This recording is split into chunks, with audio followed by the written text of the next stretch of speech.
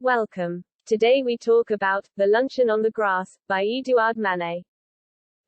It was painted in 1863 and it was a very modern painting for its age.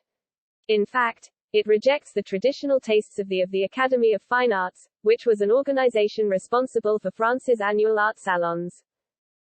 The Academy refused allegorical and mythological scenes and it encouraged scenes of everyday iconography. This movement is called Realism. However, Manet did not fully share the Academy's ideals. He did paint a scene of everyday life, but he added a naked woman in it, which created a scandal. Up until then, female nudes were only acceptable if they represented figures from mythology, for example a goddess. But in this painting Manet depicted an anonymous unclothed woman in an everyday setting next to two men, making her look like a prostitute. For this reason the Academy of Fine Arts refused to display this painting in its annual art exhibition. So, Emperor Napoleon III established a separate exhibition for all those artists that were not allowed to show their work in the Academy's exhibition. This new show was called Exhibition of Rejects, lol. It became even more popular than the Academy's exhibition and history remembers the group as avant-garde pioneers. Manet was one of them and this painting was shown in the Exhibition of Rejects. He did consider himself a realist, but he was also influenced by the Impressionism and his view helped inaugurate a new kind of art, where artists didn't have to stick to traditions and they were free to paint what they wished.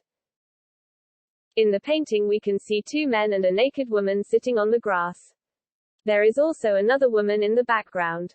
The group at the front are having a picnic and it is thought that the two men were middle-class men, but, as we saw, the women could be prostitutes, and this created a big controversy.